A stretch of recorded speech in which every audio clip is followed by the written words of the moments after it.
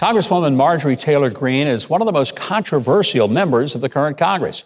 She just got permanently banned from Twitter, as well as being suspended from Facebook, because the social media giants don't seem to appreciate her quoting the CDC. They said that by quoting the CDC, she was spreading misinformation. Think about that. She's calling on every Republican to dump Twitter and other social media platforms in order to teach big tech a lesson for trampling free speech. Please welcome to the show, from the great state of Georgia, Congresswoman Marjorie Taylor Greene. Congresswoman, it's such a pleasure to have you here. I got to just start with, I don't think they like you very much in Washington, do they? I certainly have felt that way since I got there just a year ago. It's been pretty amazing. I think I'm probably the most attacked member of Congress in United States history, and but it's the kind of town that it is. If you're sincere and you really want to protect the Constitution and our freedoms, and you just don't join the swamp, well, you find out that it can be not a very friendly town. You know, it's maybe to your credit that while they don't like you in D.C., they sure seem to like you down in Georgia in the district that you represent. So how is it that you balance this sort of animosity that you get from the media, who's always jumping all over you, and yet the support and appreciation you get from your district? Well, it's what's important to me. I don't get my value from what the press has to say about me, and my value doesn't come from Washington, D.C. My value comes from who I know I am through God's eyes, and my family, my husband, my children, and my friends that I've had my entire life.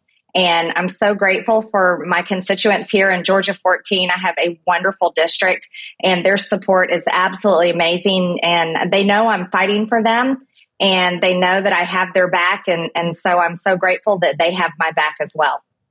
This week, you got thrown off of Twitter, as in permanently banned, and they said you can't come back. You joined the ranks of former President Donald Trump. I find it amazing. You're an elected sitting member of the United States House of Representatives.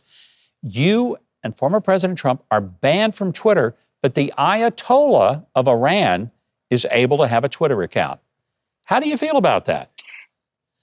Well, yes, sir. I think it's very concerning. As a matter of fact, I think it's terrifying. I see it as an attack, really. If you look at it, Twitter is a private company. Well, they're a public company, actually. People own shares of Twitter. And Twitter has declared itself basically the god of information and misinformation.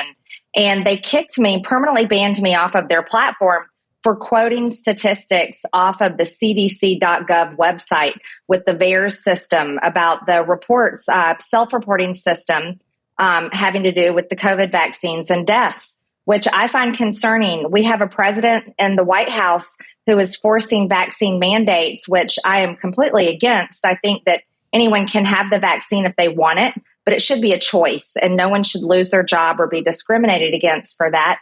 But we have these mandates coming from the president, and then Twitter enforcing what type of political speech is allowed and then determining what is true and what's not true. I think this is an attack, and the reason why I call it an attack is because I was elected to serve in Congress, and no one elected Twitter.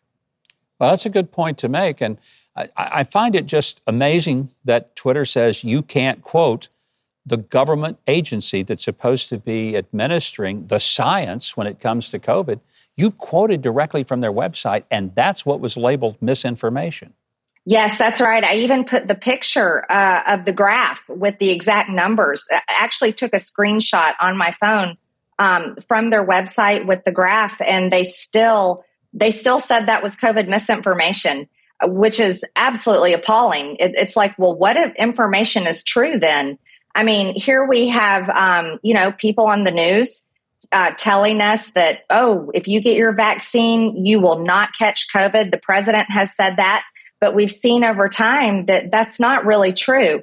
And I firmly believe if people are reporting a lot of deaths, this is something that we should be investigating. I think that's the responsibility of our government, especially if our government is mandating that people have to be vaccinated.